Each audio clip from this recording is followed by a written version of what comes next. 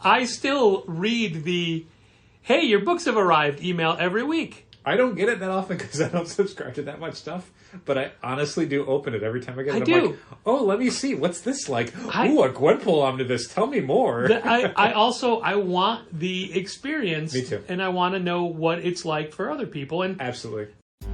In the Midwest, you know the best is there waiting, so come and join the conversation. Highs the approved, fan and artist and creator too.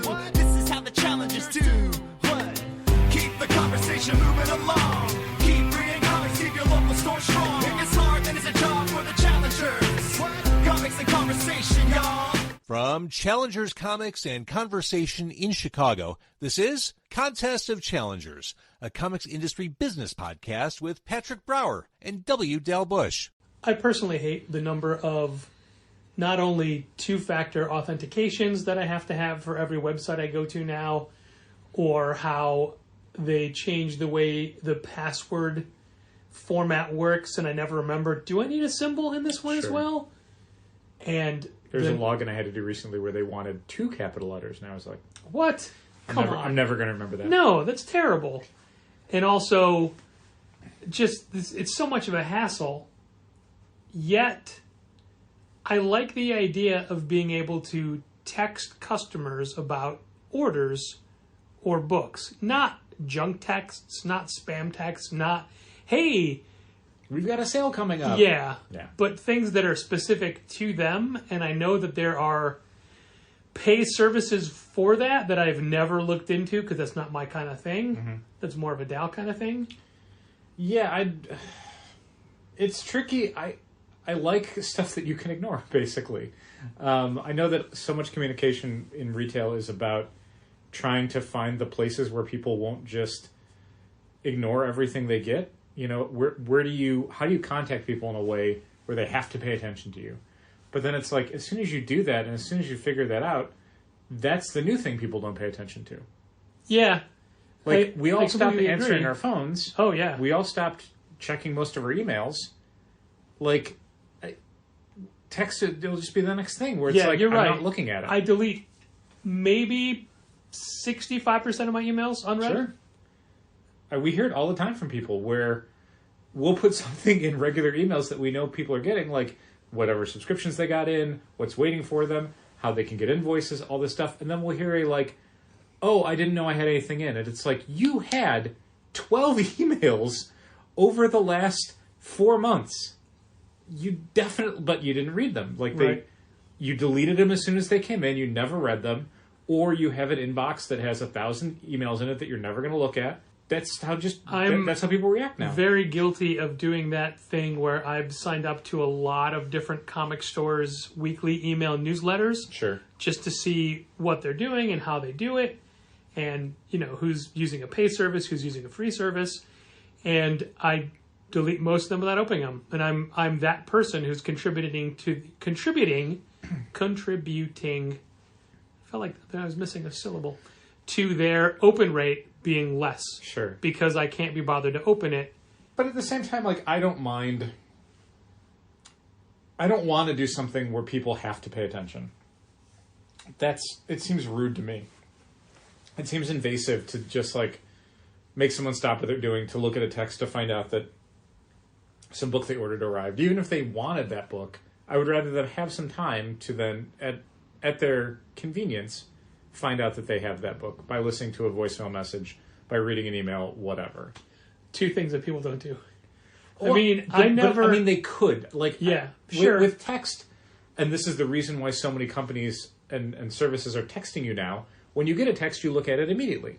Almost everyone. What is this? Who is texting me? What is it about? Because so many everyone.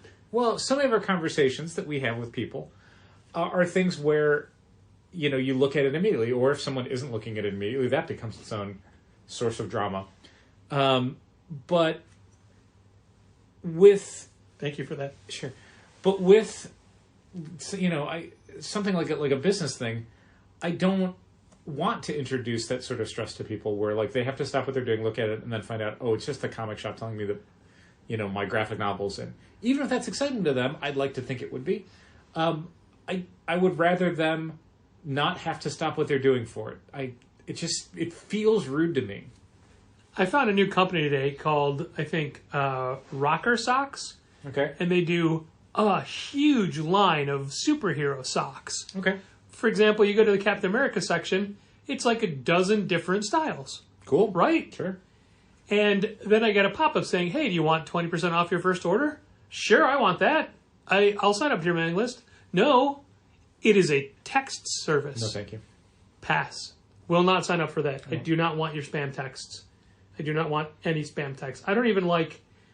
I use Black River Barbershop as my barber. You do. Nick and Nina right next door to Challengers. Great people. Good haircuts. They use Square as their scheduling tool. Okay. When you schedule with Square, and this is not a thing they control because it's a Square process, Yeah. but you get multiple texts and multiple emails confirming, reminding, telling you, hey, it's this week. Confirm it's this week. Hey, it's tomorrow. Hey, don't forget it's today. Like, I get it. I know. It's in my calendar. Yeah. So many texts and emails, and I just for one haircut appointment. Yeah, I mean, there's a number of things that when we send out an order for somebody, there are automated emails and stuff that they get through Shopify, letting them know, like, hey, your order's on the way or whatever. And there's elements of that we could do for in-store pickup. Like, you could send a notification after someone picks up to go, hey, your order's been picked up. We never do that. Yeah, that just feels I hate like that. it's I get a nuisance. that all the time, where they're like, your package was delivered. You picked up your prescription. I get it. Understand. I know I picked it up. I did it myself. The rationale of it, which is that what if you didn't pick up your order and someone did? That would be a great way for you to go, I did not pick up my order. Oh my God. But yeah, then you're bugging 99 people to give one out of 100 people peace of mind. I don't know if that's a good trade-off. It doesn't feel like it is. I had texted a few comic industry friends for basically a social event that is happening tomorrow, which is why, I'm sorry, not tomorrow, the day after tomorrow. And most of them got back to me in a couple of days. Mm-hmm. One didn't at all. Okay. So fine. I just okay, they don't want to go. That's Sure. fine. They got back to me today with I never saw this. Uh-huh. And it's like, man, it's like, how many unread texts do you have that you don't see this? But I'm guilty of missing texts not for days. Yeah. But Yeah, I mean, between the technology of my watch and my phone, if there's a miscommunication or something is turned off or something. yeah. I mean, for me personally, the failure point is always I'm in the middle of doing something. I see the text and I'm like, oh, okay. As soon as I'm done with this, Yeah. I will get back to this person. And then as soon as I'm done with this, becomes a far further point in the day, and by that point, it's out of sight, out of mind. Yeah, and that's the thing. If I read the text, like I wish there was a way to mark text as unread, Right. like you can for emails. Sure. So I know to get back to it. Yeah. Because that is definitely a thing. There's probably some sort of app or workflow or something you can do with your phone that'll remind you in 2 hours or whatever to get back to so-and-so. I don't like that kind of technological structure that you have to have everything implemented to remind you to get back to it. And Yeah, there are emails I've it's sitting stressful. in my inbox that I needed to answer days ago, Mm-hmm. and I know what to say. I just don't have the energy to send them. Sure. You know, Yeah, I hear you. and by that same token, we can't fault anybody for not wanting to interact with our things, even though we think it's important. Yeah, I think there's a level of it where when there's money involved, I think it's okay to expect the customer to be involved in the process. Like, it's one thing if it's just like sending out weekly emails about new releases. I don't expect people to read those. Fine, great. I think it's helpful. Sure. But if you don't want to, that's fine. But when it's like, here's a list of your subscriptions, I expect you to read those once in a while, because that's how you know when to come in and buy them, because we're expecting you to come get them. Yeah, and those emails are about books you asked us to get for Yes. you. You only get that email when you have books in. And that's a notification to you that even if you don't come in this week, there are things being held for you and they're adding up. There's a link in every one of those emails that we send out on Tuesday nights telling people exactly how they can look at a list of everything they currently have waiting for them, so there should never be any sort of confusion as to whether or not there are things that we are expecting you to buy from us. And yet. We're hoping you will. And yet. Definitely Every hoping month you to will. 6 weeks when we do delinquent subscriber emails and phone calls, that's not what we call them in the store. There's people who go back to us and it's like, oh, I had no idea. Like, what more could we have done? Gone to their house with the books. Apparently. Even that. I don't know. I do appreciate the number of subscribers that are understanding of their inability to come in a timely manner, who just say, hey, send me an invoice, I'll pay for it online. Right. Yeah, I mean, and then it's like, great, we don't mind putting them aside and pay for them. I will always, in my brain, have the thing of like, we offered to do that every week for the last 15 weeks since you've been in. Didn't need to have to wait until we're worried that you're not going to come in and get these books email. Could have done it 2 months ago. You know, it's kind of ridiculous in that regard. What's that, Patrick? Let's face it, I get my comics earlier. Oh, We both do. What store do you go to? I don't want to say. Okay. No, when the books come in, is it Quimby's the best comic shop in Chicago? we get to take them home early, We do. right? Yeah. To be fair, we haven't bought them. I don't ring my stuff up for months. That's true. But I try to do my orders every month. I Sure. try to ring them up every month, just for the bookkeeping I purpose understand. of it. Yeah. I keep looking at that Captain Carter sketch on my account. I'm like, why is it on my account? It's right there on my shelf. Oh, wait, no, I haven't Delete. paid for it yet. I haven't paid for it yet. That's an error. But I still read the, hey, your books have arrived email every week. I don't get it that often because I don't subscribe to that much stuff, but I honestly do open it every time I get it. I I'm do. like, oh, let me see. What's this like? Ooh, a Gwenpool omnibus. Tell me more. I want the experience. Me too. And I want to know what it's like for other people. And Absolutely. there are some people who, like clockwork, will email saying, hey, I know that a new title, this is coming out. Am I down for it? Like 30 seconds before you press send on the email. I have not shopped in a comic shop that I haven't worked at since I was in high school. I visit comic shops whenever I I mean can. regularly. Do you know what I mean? Like my pulls, like a Well, regular yeah, but I mean, weekly why- customer would. Why would you? But that's what I'm saying. Like, so the little things like that, like getting those little emails that say like, oh, your subscriptions are in, are like, it feels like Remember, another life. We used to joke about doing that with friends who have stores, just to be like, no, I'm going to go and get... remember Jimmy was going to get the Chuck comic from us? Yes, that's just right. because he knew you hated it and he wanted you to have to order one for him. Sure, which This was before he worked for the store. Yes. When he worked for a different store. And honestly, like, I didn't like the show a whole lot, but it wasn't the end of the world. No, I know, but it wouldn't it's- have been like, it wouldn't have hurt me to do it. No, but it's still funny. It's still, yeah, it was like, a joke. It was a joke. I always kicked around the idea of, I don't know, maybe I would have set up an Amazing Spider-Man poll list at First Aid on Taylor back in the day. Sure. Now it would be First Aid on 55th, Sure. Hyde Park. Maybe I still will. Who knows? I believe in you. I want the experience of going to the store. Sure. I mean, I can go whenever I want, really, but Yeah, for sure. then I have to go. Yeah. There's a level of functionality that was part of Comic Hub that obviously we never worked with, but it's a thing that Comic Suite could do, and we would use the email functionality. Sure. But we don't do it now. It's more difficult to do it now with how Managed Comics and Shopify are set up, unfortunately. Yeah. With Comic Suite, Yeah. it was very easy to do targeted emails for specific subscribers because you would just have a list of all your subscribers.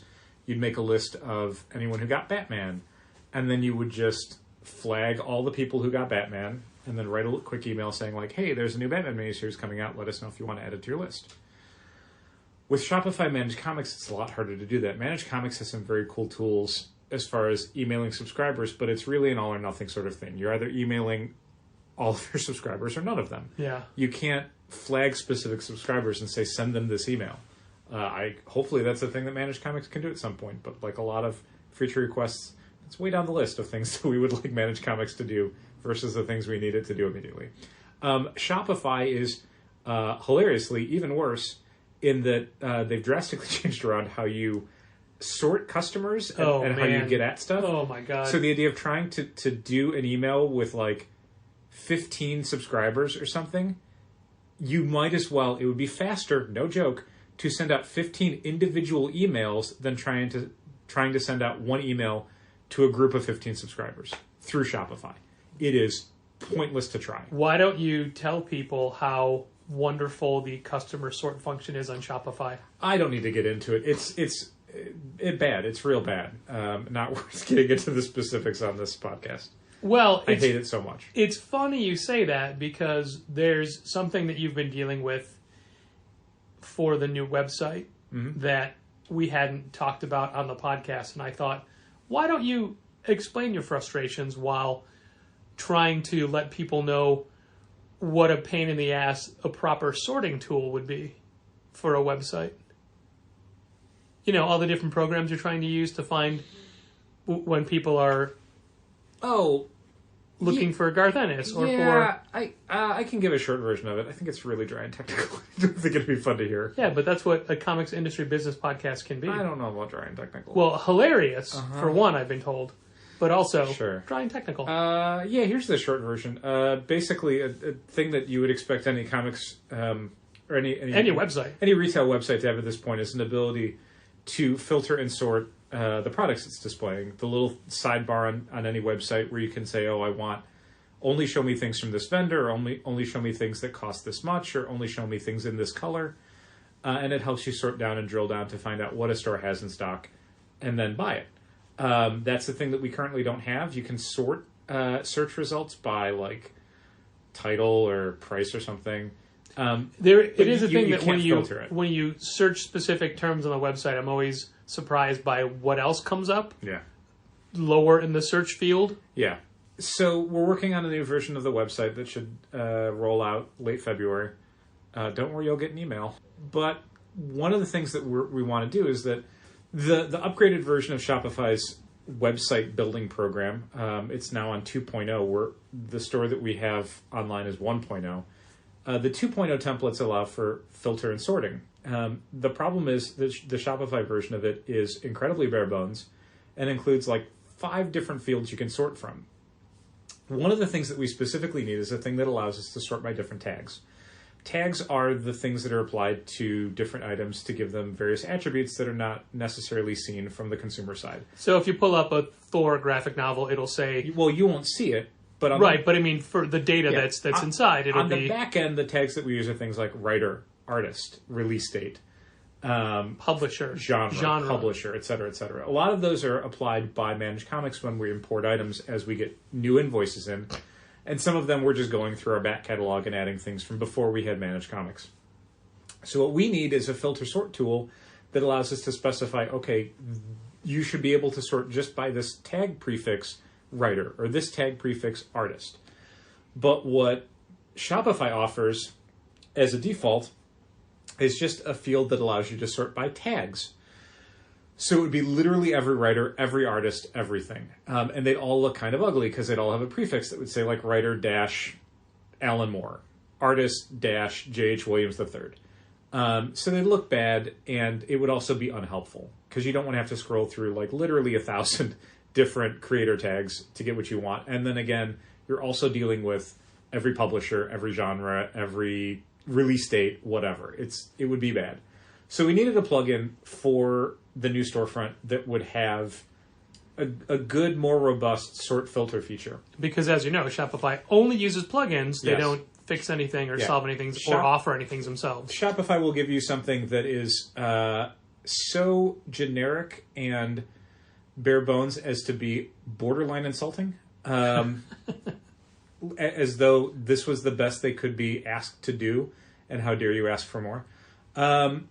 So we went looking for a plugin, and there's a variety of them. Now that more and more stores are using the 2.0 template, more and more stores can have sorting and filtering. So more software designers are creating plugins because, again, Shopify's version is garbage. I found one right away that I really liked, and I loved it, and I played around with it. I'm like, this is perfect. It's exactly what I want. it was also incredibly expensive for something that is, we don't know how useful it's going to be in the long run. I think it's going to be super useful because most people who are going to be interacting with our website are just going to be searching for stuff, and they're going to need some way to shape that search into something valuable for them. Yeah, search over browse, 100%. Yeah, we have a lot of ways currently, and we will in the future, have ways that you can look at an entire category like you're looking at a bookshelf. But most people who are interacting with a website come in with a vague idea of what they want. Again, it could be an artist, it could be a writer, it could be a title. So that's how they're going to be interacting with stuff. They want to find the thing they want, and maybe they'll look for some other stuff. So a good sort filter function is crucial. The one I found was so expensive as to be something where it's like, I don't know if the return on investment for this is there. It was very expensive. So I went looking for other ones. Everything else was either garbage, in that it didn't provide enough flexibility to allow us to do the bare minimum we wanted, which is writer artist fields. But it also, we found ones that were priced in our range, would allow us to do what we want to do, but would constantly rewrite the tags that were in our system, which once I found that out, Molly, Jane, and myself are now in a multi-month process of rewriting all the tags that this one program completely borked. I want to pause for a second and reemphasize that this is a multi-month process. Yes. Because this program rewrote all of the tags for... You're saying? Yeah, so it rewrote every writer one. So every writer one needs to be reformatted because it basically how Managed Comics does it is lowercase writer hyphen capital A Allen space capital M Moore. And that's how it does it for a lot of ones. Quick parenthetical, Managed Comics will also, Brian, frequently drop in 2 quotation marks between the first name and the last name. Not all the time, though. Between them or around Between them. So it'd be like capital A Allen, quotation mark, space, quotation mark, capital Moore. M Moore. But what's infuriating is that it doesn't do that all the time. And do you know what purpose that would serve? It feels like it's an error in like a field. Okay. Like some fields have a space for a middle name, and so when it doesn't have that, it's like, meh, and then some don't. So when that it's supposed to be original writer in quotes. So when that happens for writers or artists, it creates essentially a duplicate tag. Some things are tagged without the quotation marks, some things are tagged with the quotation marks, and how the sort filter things look at stuff, it doesn't view those as the same thing. So when you're filtering, you'll be like, oh, there's 2 Alan Moores, so it looks like garbage, so we have to re-edit them to be one tag again. Which is also what we're doing for for most of the artist stuff. Writers, all wrong, need to be reformatted. Artists, half and half. So some, it got like halfway through, because I caught it, halfway through an artist catalog. So we have some under the reformatted, all lowercase with hyphens, bad version, and the old, good, uppercase names and spaces. So you have to find those, merge those, and then retitle all the other ones. And again, this is something Molly, Jane, and myself have been working on. Andrew contributed a little bit. But it will be something where I doubt will be finished by the end of February. It takes a while. There's a lot of tags in there. And there's kind of no way to do it quickly. This is the point where we wish Donovan still had a boring office job and had all this free time. Because, I mean, that's what Molly, Jane, and myself were doing on, I think, Sunday or Monday. And yesterday. No, I mean, there was a bulk of time on one day where we were just like, let's just work on this on 2 different computers. Funny anecdote, the program we use to merge and rename tags doesn't work under Chrome on the iPad. Works under Chrome on a computer. On iPad, it crashes all the time. I'm sorry, Safari is what it doesn't work on, which is what we do most of our interface on an iPad. Yep. So I had to download Chrome just so we could use that one tool on that one iPad. All because this one program, this one filtering tool that you're not even using, rewrote everything. Yeah, rewrote everything. So anyway, eventually had to go back to the first program because even though it's more expensive than I would want to pay on a monthly basis, and it's a monthly basis, it is the perfect option. It has the most flexibility. The other thing, the one that was reformatting all of the tags was also doing this insane thing where anyone who uses Shopify will hear this and immediately cringe. So let me try and explain it to people who don't use Shopify. We use a thing called... I'm pre-cringing just to get ready. We use a thing called collections. A collection is any category that we want to then plug into the front end of the website. So a collection could be something as broad as the superhero graphic novels, or it could be something hyper-specific, like if we were creating a collection for Daniel Warren Johnson stuff. And we plug in all the Daniel Warren Johnson stuff. But the thing is, sorting through collections to find the ones you need, especially when you're building things on the website, means you don't really want to have a ton of collections. You want to have a few dozen at most. I will jump in and say that Stella's collection is finished. Oh, great. And it's already on. It's already plugged in. Right. Yeah. I plugged hers in and Molly Jane's in yours on the new website. Stella finished adding to hers today. That's cool. And everybody else knows they need to do it. Okay, cool. Andrew did his. I plugged it in. Okay. So with collections, you never really want to have, I think, more than 100. Like, we have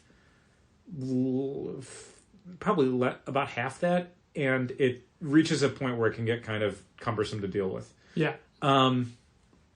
What this program was doing was every single creator tag, no matter how many items were in it, became its own collection. No. So almost immediately, we had literally, I'm not kidding, thousands of collections. That's horrible. Yeah, which was like, oh my God, we can't, like, the back end of our website, the collection field would become literally unusable. Like, finding anything would be a goddamn nightmare. And also, and this is the thing that I think would eventually have made that program unusable, even if we made allowances for everything else. Shopify has, I think, a limit on how many collections it'll allow you to surface in a search. Huh. So we might have absolutely hit that cap, because they had a warning at one point within this program where they're like, you may need to delete some tags. And it's like, well, we can't do that. That makes your service unusable for us. Yeah. So anyway, so long story short, we're using the most expensive version because it is, honest to God, the best solution. So were you able to... And I resent that so much. Were you able to delete those unnecessary collections? Oh, that was easy. Okay. Yeah, that took like 2 minutes. So one of the reasons this is an expensive plugin... I added an additional field for incentive, by the way. So people can flag a checkbox that says, just show me the incentive covers. What about ratio? That's ratio variance. Okay. But aren't those incentives? They are. Do you want to say ratios? No, I don't. So one of the specific to us as managed comic users reasons that this program is even more expensive is because it charges us by item. Yeah, that was the thing that was such a surprise, was that when I first grabbed it, I'm like, oh, some of the prices that were showing, like how much it costs per month, I'm like, this is fine, we can do this. And then it was suddenly like 4 or 5 times that, and I was like, what? Because it's how many items does it have to index? And specifically using managed comics for subscriptions, it takes each individual book that yes? It doesn't do draft stuff. It doesn't view draft stuff. Oh. I did look into that. Okay. Never mind then. Yes. All good. Patrick is going off of some erroneous information I gave him a couple weeks ago. Managed comics... The one thing I could contribute to make me look smart in this conversation. You were right to remember that, though, because I did say that. I was afraid... Managed Comics creates a draft item for every item that we import into the store, and an active item.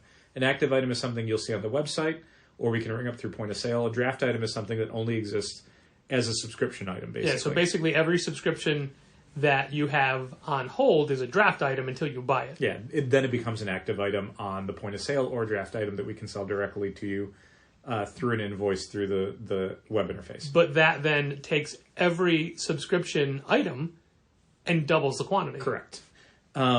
But the good news is, because draft items, I guess, are not something you can publish to the website, they don't count against draft items should not be sourceable. Yeah, so that's why their count to determine how much they're charging you each month is only off of active. Okay. Well, that's a little better. But it's a little better, but no, I mean, I definitely, when I saw the, like, you have X amount of items, I'm like, it has to. Oh my God.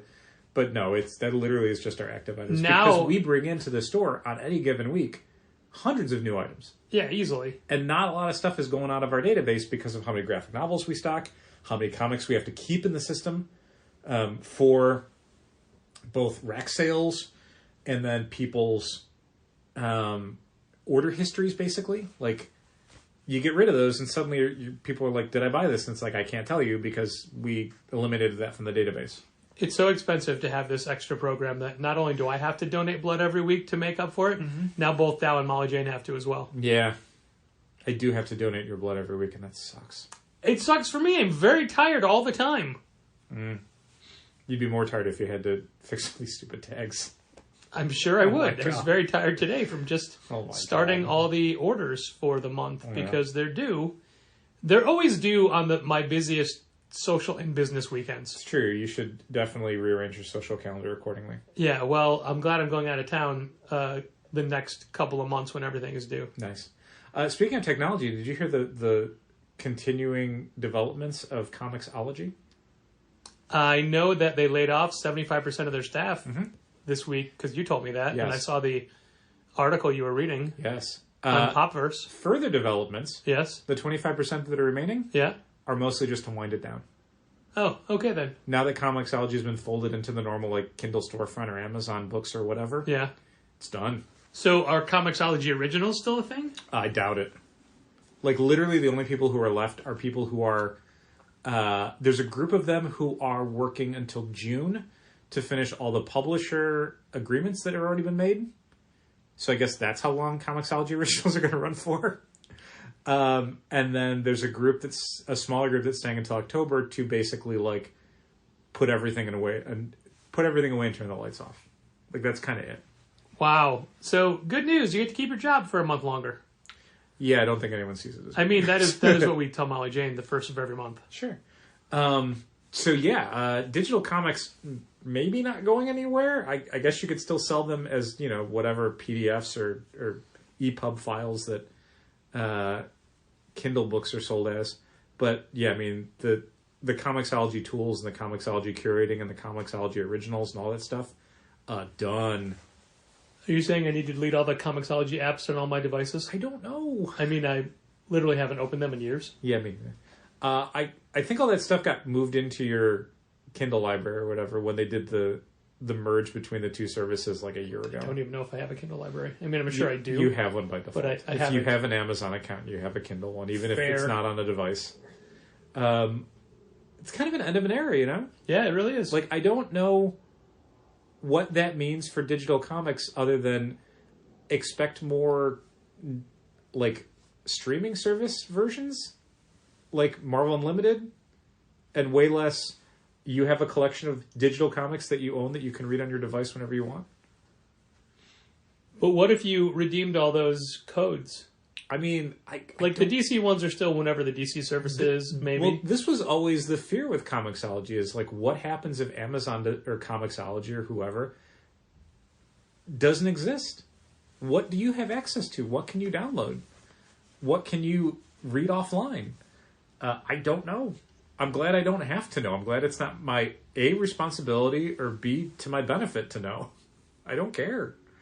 But it's still like a fascinating, like, we were there at the dawn of this.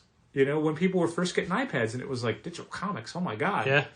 Do you remember Avenging Spider-Man and how retailers were like horrified and furious that Marvel was putting digital codes inside comic books they were selling? Our good and now friends here we over are. at 4-Star Studios had a online comics anthology that they did, had a digital comic anthology. Sure. And now that era, basically, 15 years later, done. Wow. When you actually think about it, like, it became such a commonplace thing. Sure. But I mean, now it's shifted entirely in the same way that, like, online stores where you could buy movies and TV shows has now been totally subsumed by Netflix and Hulu and Disney Plus and Paramount Plus and all these services where you own nothing, but you get access to this buffet that's curated by some company. Oh, and that's all you'll get. Like, I'm sure Marvel, I don't know what the financials are. I'm going to speak completely out of turn here. But what I'm going to say is, I think that's the whole reason we have a podcast, so we can speak out of turn. I think I can't imagine Marvel is going to be too upset about the lack of an ability to sell digital comics to people when they would much rather sell you a subscription to their app. Right, which is their version of selling digital comics. Yeah, and that's DC does the same thing. I mean, DC moved to day and date for a bunch of stuff at a tier. You know, it's funny. Speaking of Popverse, Yes.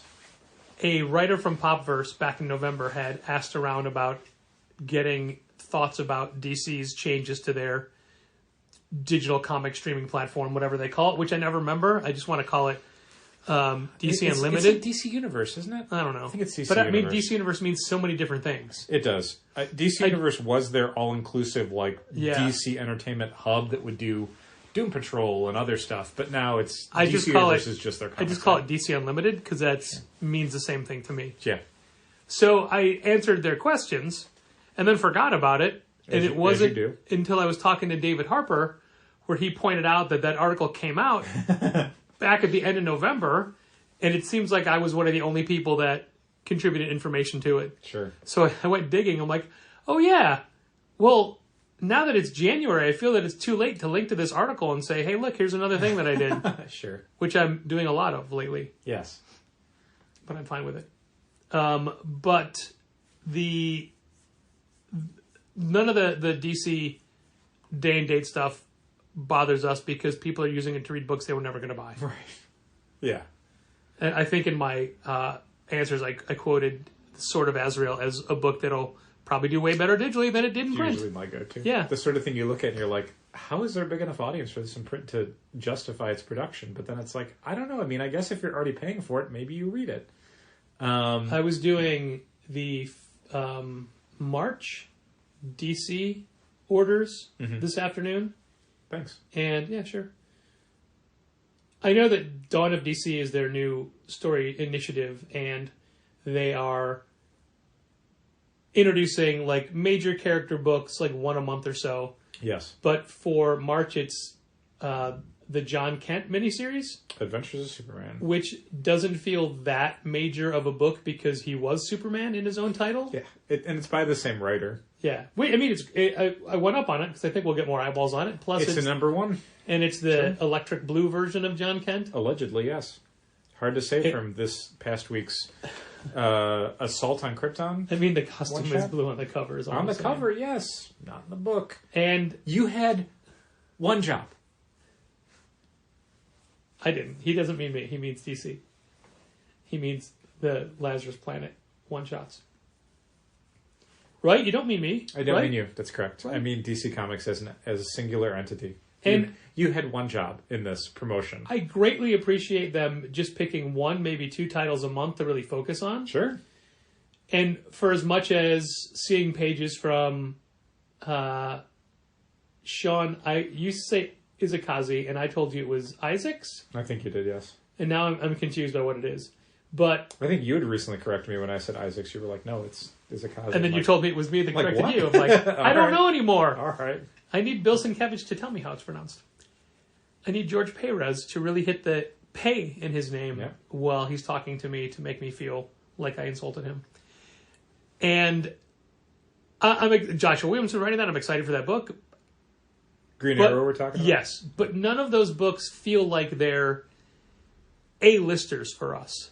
You know? It's interesting. I'm way more excited for how many copies of Where Monsters Lie that I think we can sell versus a new Cyborg series. Yeah, for sure. Or a new Penguin series. Yeah. That's always the case for us, though. I'm way more excited about creator-owned stuff than kind of the shuffling the deck chairs editorial stuff that these companies will do. But I appreciate they're doing it. I know they need to do that. I do, and I don't think it's a bad way to do these things. Marvel had shown any number of successes just moving Donny Cates from book to book. Even if I wasn't a fan, they sold okay. And it was the same thing with Jason Aaron for a long time. Just move Jason Aaron to another book, move Brian Bendis to another book, move whomever, and that's fine. Sometimes it takes a while for certain people to bubble up and become the sort of talents that will actually entice reluctant readers. See, I like those because those were easy to order. It's not easy to order now. That's true. I tell you what I'm really excited about that just got announced today, and I think it's coming out in April. It's a new Dark Horse miniseries, 4 issues. It's called The Great British Bump Off. I did not hear about this. It's by John Allison, Okay. Max Sarin, Okay. and it features one of the kids from Bad Machinery all grown up a little bit, much like Wicked Things did. Nice. Yeah, it's a murder mystery set during like the Great British Bake Off, basically. That sounds pretty fun. Yeah, it's going to be great. I'm very excited about it. That's a good cast. I was very jealous that David Harper got a copy of the new Ryan North, Erica Henderson graphic novel. Yeah. I forget what it's called. It's like Danger. And I want to say Danger Street, but that's a whole very different long thing. rest of the title that I don't remember all of yet. That's coming out in April, and I think it's who's it? PRH? Somebody. I think it's PRH. Yes, because we had to look it up. Yeah. Because we're like, wait, why does he have one? How did we get it? You were like, how did we miss ordering that? And it's like, no, it's not out yet. Yeah, but I mean, that's a galley. But to be fair, with all of the distribution channels that we have noticed there are books we've missed. Well, some of them because it's not offered through our primary distributors, which would be Lunar, Diamond, Penguin Random House. Yeah. Like you noticed at Target, a Scholastic published Captain America book with illustrations by Brent Schoonover. Yeah. And I still, even as I'm saying this, I'm like, we were supposed to try and order that, and I forgot again. So I'll have to try it. Came out like 2 weeks ago. It did. Crap. I don't know that we're losing a ton of sales by not having it, but we should get it anyway. It's a YA cat book. But it's not a graphic novel. Do you know what I mean? It's I think it's illustrations by Brent Schoonover. It's not. I'm not sure. Okay. I didn't look inside of it. I think it is a graphic novel. But anyway.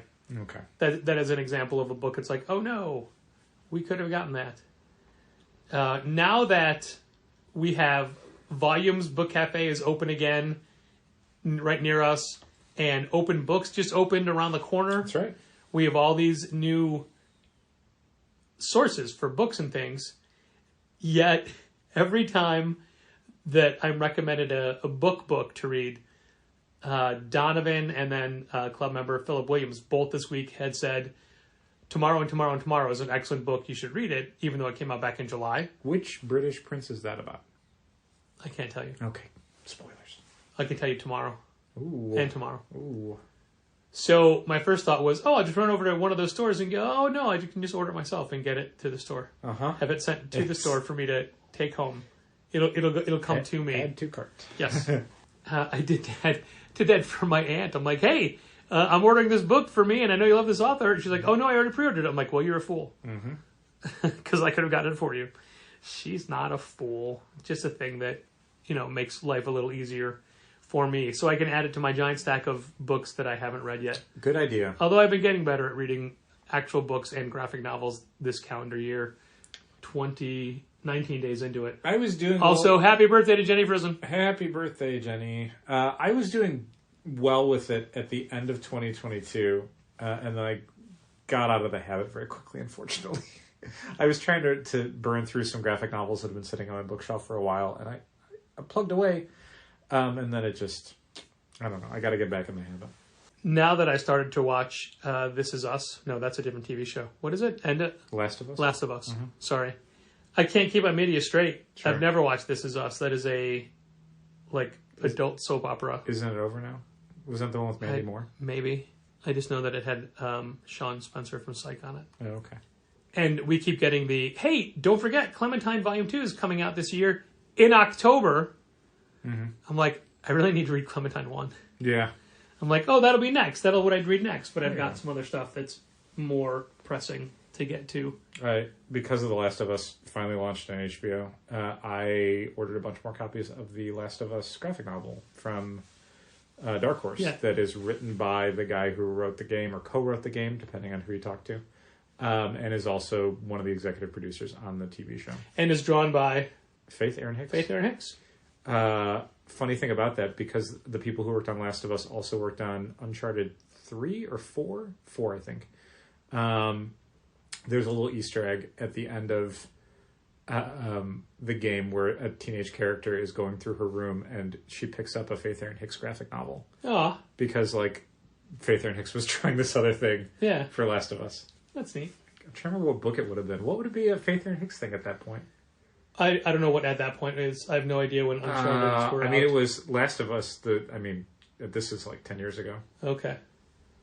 So well before her Nameless City stuff. Yeah. What was the thing? What was right before that? I feel like there was something like, what was her? I can't do this without looking at shelves. I mean, I don't know if I own it. No. I didn't mean I was going to look at this. I mean, we need to be in the store looking. I'm sure it's like a book where I'm like, oh God, I love that book. I'm going to look up Faith Erin Hicks. Well, while you're looking that up, I'm Canadian gonna cartoons. segue into. Who's got that new Horse Girl book? I guess I'm not. You're going to keep talking. Go on. Does she have a second one of those? That's a series now. The Horse Girl book? No, Yeah. It just came out. Right On. Yeah. Just came out. I thought there was another one in the works. I mean, if there is, it hasn't come out yet. I don't know. I don't know what book it would have been. Maybe it was Nameless City. She was working on that for a couple years before it came out, though. No, it wouldn't have been out in that time period. Yeah, I'm just not seeing anything else where it would have been. Like, all this stuff is like way after that. Yeah, I don't know. Maybe it was her. If anyone novel. remembers the end of Uncharted 4 and can remember what book that girl picks up and looks at and goes, oh, this was a good book, please come in and let me know. Do you have Uncharted 4? I do. I'm not going to put it in my PlayStation just to find out, though. Oh, okay. I don't know if I can. It's like a post-credit scene. It's playable, but it's like a post-credit scene. Would you have to play the whole game to get to it? I don't know. I don't know if I have any of those saves left. This was years ago. I've changed devices several times since then. Well, this is the point where I need to talk about supply prices and how they keep going up and up and up. And we were able to maintain, when I say supplies, I mean comic bags, comic boards, comic boxes. Up into the pandemic, we were able to keep our prices fairly steady for a decade. But since then, they just keep jumping every couple of months or so. And it's the same everywhere. Like, there's stuff that I used to get from other places that have doubled in price in the last 3 years. Yeah, but I mean, specifically for Challengers, for the first time since we opened, our single bag and board price, which was always 25 cents, has now gone up to 35 cents. Yes. We had to bump it by a dime because of how much everything else has gone up. And we almost lasted 15 years with it for a quarter. And it's unfortunate, but a lot of the adjustments that we make to our bags and board prices aren't even in keeping with the traditional discount that we would apply to those things. It's still undercutting it by a little. Yeah. We make less of a profit percentage-wise on supplies. But than we used to, for sure. To adjust it so we make the normal profit we used to, it looks egregious. Yeah, it's especially because, you and I can remember a time not so long ago where 100 bags was $5 for the longest time. Yeah. And then, it's really the last few years in the pandemic that has drastically altered the availability of a lot of, like, core, manufacturing supplies, petroleum and cardboard and all this sort of stuff that was ubiquitous and readily available for decades. For one reason or another, is the last few years just harder to get. There was a period where we just couldn't get boards from anybody. Yeah, they just the wood pulp that was used to make them was being used other places, and no one sourced it. Yeah. And while we do have a really great source for bags, boards, and boxes, they are not local, and shipping is such a what's the word? Not quantifiable. What is it? Shipping changes every single time we order, so we can't non-calculable amount. Even when we order them online, the shipping amount they charge us isn't the shipping amount that it actually is, because they give you an estimate, then run your card, then pack it up and say, oh, it's actually this much. Right. And then you have to get an adjustment. Yeah. So there's extra steps. But the problem is you can't budget saying, oh, it's going to be this much for this. You have to wait to the final charge and then make the adjustments. Yes. And it's almost as if each supply order, we have to recalculate what those bags, boards, or boxes will be Yeah. based on what the final prices we pay. That's exactly what we have to do. I mean, it's literally every time we get supplies on now, it's can we maintain the price we've been selling them at, or do we have to raise it? Yeah. And there have been times we've gone back down, like, oh, these were cheaper, let's go back down. Sure.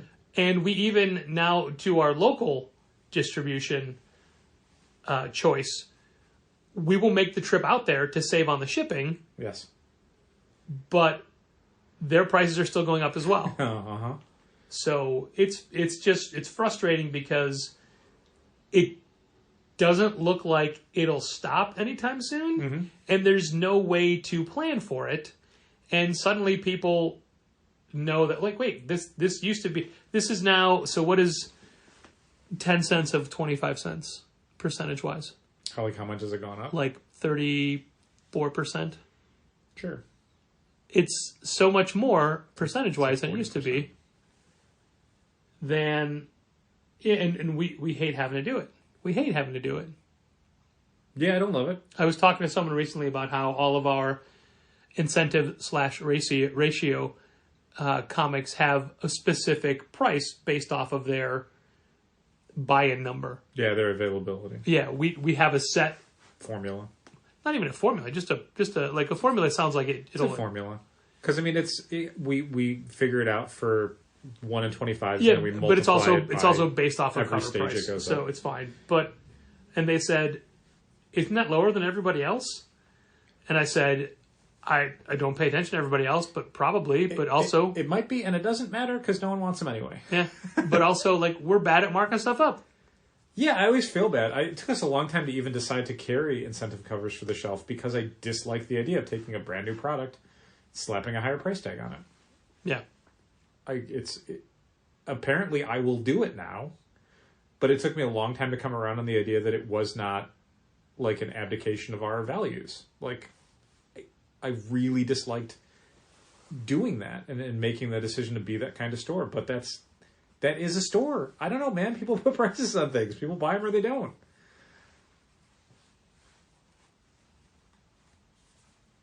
So supply prices are up. Hooray! Looking at the invoices for next week from, well, DC is always this way now, but I try to have my pull sheet for Diamond's receiving to be one page. Yeah. Yes. I mean, I may have to cut that font down real low, but it's so hard when this is a week that has Gargoyles and Darkwing Duck from Dynamite, which each have over 27 covers. Yes. Not that we're carrying. No, we're not. We're definitely not. But we're still definitely not. We're still getting more than I would have expected Yeah. because of whoever does FOCs on those books. And Not naming names. Not the Molly. It was Molly. the Molly Jane Challenger did it. you know, Boom has like 5 or 6 covers that we get for a lot of their books. Sure. And just all those line items just make me so sad. Yeah. There's several independent books that we don't carry that we've got people who get like up to 4 or 5 covers. And on the one hand, and I think I said this before, that's great because it's a book we wouldn't have on the shelf. Oh, But on the other hand, it's like, oh man. I went through a version of exactly that roller coaster of emotions this past Saturday when I was, because I reformat our list of what we're going to put on the shelf so that we can make spaces and do all of our merchandising and stuff. But we need to format it correctly. So it's like, here's the graphic novels, here's the merchandise, your toys and pop vinyls and stuff like that. Here's all the comics. Let's get all the comics in the right order of not just alphabet, but how are they going to be displayed? Because we will rack things in a non-alphabetical order if we think it makes more sense visually. Like, we're going to put, Amazing Spider-Man and Deadly Neighborhood Spider-Man under S for Spider-Man because that's where the Spider-Man books go. Yeah, Detective goes under B for Batman. Right. Action goes under S for Superman. Yeah, and sometimes, a logo's formatted in a way where the 5th word in the title is the largest one on the cover, and that's what people are going to be looking for. Here's a question for that same topic. Betsy Braddock, Captain Britain. Oh, man. The logo is Captain Britain, Yeah. but it has a little Betsy Braddock across the top. I mean, I say Captain Britain. It's like, I think Monica Rambeau Photon. I can't remember what we did. I think we did Monica Rambeau for that, maybe. I think we did as well, yeah. Yeah, Captain Britain's fine. I think it's... Because you could flip a coin on that one. Yeah. But it's a great logo, though. I love that logo. Once we get the list formatted correctly, I print it out, and then I go through the invoices we're going to be receiving in the next few days and cross off anything on that list that is going to be subscription only. That's not making it to the shelf. Yeah. And it's weird because you get to the end of the list and I use a red pen because we're challengers. There's so much red. And it's like, oh my God. Like Andrew I was working with, who I don't normally work with, and I went, oh man. He's like, what's the problem? I'm like, look at all this red. He's like, but isn't that good? That's stuff for subscribers. I'm like, yeah, it's good, but it's also bad. Like this is a lot of stuff that isn't even for the shelf that we're not even carrying, that we still have to ingest basically and deal with. And it's like, it's weird when we've talked about this feeling, I think, before a number of times. We never want to be a store that's just like subscription fulfillment. You know, right. I don't want to be a warehouse. Right. I like hand selling. I like things being available for people walking in. And absolutely, I love the idea of essentially the free money of someone saying, order this for me and I'll come get it. That's why we do the subscription service the way we do. Because it's guaranteed sales instead of just ordering stuff non-returnable and hoping that week someone comes in and buys it, which is a gigantic stress. But at the same time, like, the gigantic stress is kind of the reason I got into this business. Yeah. You know? It's weird. It's a very complicated mix of emotions. Well, one of the things that we can focus on to go back to hand selling is maybe a little I love you, but I've chosen comics creator spotlight.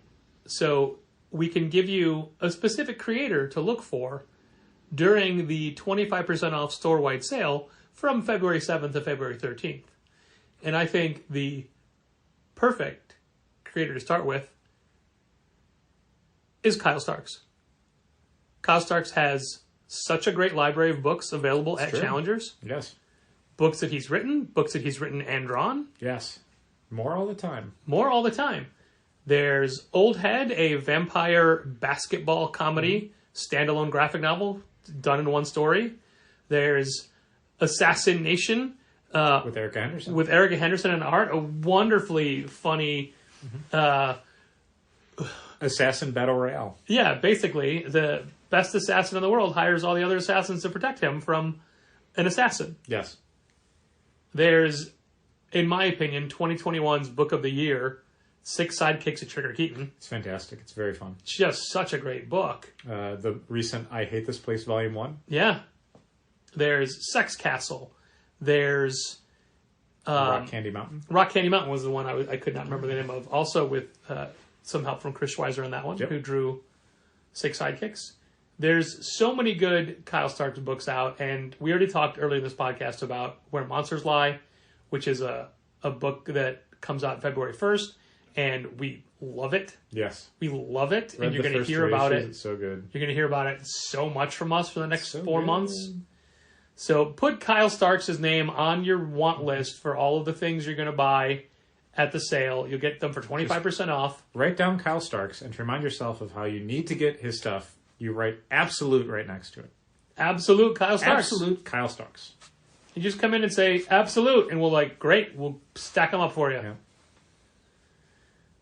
And then don't forget, we have this coming Wednesday, we have Stephanie Phillipson, Write It Open, Wednesday at 11 o'clock on January 25th, signing copies of the first volume of Grimm, which is available now in 2 different formats. And she currently writes Harley Quinn, and she will be writing Rogue and Gambit for Marvel and Cosmic Ghost Rider for Marvel.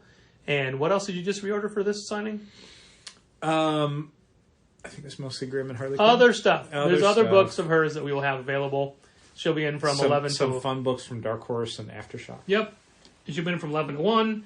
And then she's hanging out for a bit to do a word balloon recording. Oh, cool. And we have the sale coming up. And we have... on the January 28th, Saturday, January 28th, the 10th anniversary celebration of Sidekicks featuring Art Balthazar, who was our very first Free Comic Book Day guest. he and Franco together. Oh, yeah, man. And Alex Rosado, who has done so much for us, and Dave Scheidt, who's done a bunch of signings for us recently. The three of them are the classic examples of what Chicago's all-ages scene has for everyone. So we're going to have them in celebrating just books for everybody. Books for kids, books for whimsical, love-in-their-heart adults. That is most of the day. Books for jaded children? Yeah, all of them. You name it. And then, speaking of Art Balthazar, his normal collaborator Franco has written a new graphic novel called Faye in the Moon, drawn by Chicago-adjacent creators Catherine and Sarah Satrin. Oh, yeah. And we will have them signing in March. And I think we already skipped over Tim Seeley in February. And Daniel Warren Johnson coming back. And Ryan Brown is coming back. And we were going to have a huge party for our 15th anniversary on March 31st with as many comic creators as we can get to come, since it is the first Friday of C2E2. Yeah. So there are plenty of great reasons to keep coming back to Challengers. The comics being the first and foremost part of it. Yep. The weekly nonsense, that's available too. Yeah, on demand. Yeah. Yeah. And I'm very disappointed that the Instagram posts we do, well, they started for Instagram, but the video every Tuesday night where we talk about a couple of the new releases for the week, we started for Instagram, but Instagram likes doing things like that vertically. Portrait mode. That's how those reels work. And I still take those. And that's how people hold their phones, I guess. Yeah. Right? That's and that's how TikTok does it as well. So it goes to TikTok. I put them on YouTube, but then for YouTube, it's just a sliver right in the middle. But the way we format the photos of the new release wall, also for Instagram, is horizontal or landscape to get all the shelf space in. And when you're doing a series of photos on Instagram, whatever photo is the first one is the format they all have to be in. So if your first photo is horizontal, they all have to be horizontal. Okay. If your first photo is vertical, they all have to be vertical. And what it'll do is it'll automatically blow up your photo or adjust it to match that format. Got it. So there have been a couple of times where I did things wrong and like, oh, you don't see the whole shelf because it blew it up. Sure. Where I didn't realize that was happening. But then I realized, okay, if we do our video in the landscape format, then we can put the video and the photos in the same post, because I hate doing two posts Tuesday night, one the video review and one the picture of the shelves. Why can't it be one post? Okay. So this week we attempted that with a widescreen version of the camera. Okay. And because the widescreen camera is still a different ratio than the horizontal photos, the video still got blown up a little bit. Fine. We were still centered. Fine. I didn't realize that when you add a video in a post, it cuts you off at a minute. Oof. So it chopped the video. That sucks. And I had to go back in when I realized that and delete it and then put it as a separate post. Okay. And there's a lot of people that already liked it and stuff. I'm like, but you didn't get to see the whole video. They didn't get the punchline. So the moral of the story is it's still going to be vertical. Okay. And it's still going to be two separate posts. Sorry. Until I can figure out a better way to do it. The better way to do it would be to have somebody filming both ways. So I can use it for the different things. But no, that's not going to happen. No. Also, ring lighting, like Andrew had suggested, or any type of video editing. Maybe starting over when the phone rings or sirens go by. No. Not at all. Nope. That's not why we do it. Nope. We do it for you. You specifically. Thank you for listening. And keep reading comics. Holly, I hope you're feeling better. Heidi, I hope you're feeling better. This has been Contest of Challengers. Thanks for listening. Keep reading comics. Challengers is located at 1845 Northwestern Avenue in the Bucktown neighborhood of Chicago. 773-278-0155. Keep up to date with new releases and events at challengerscomics.com. And help fund this podcast at patreon.com/challengers.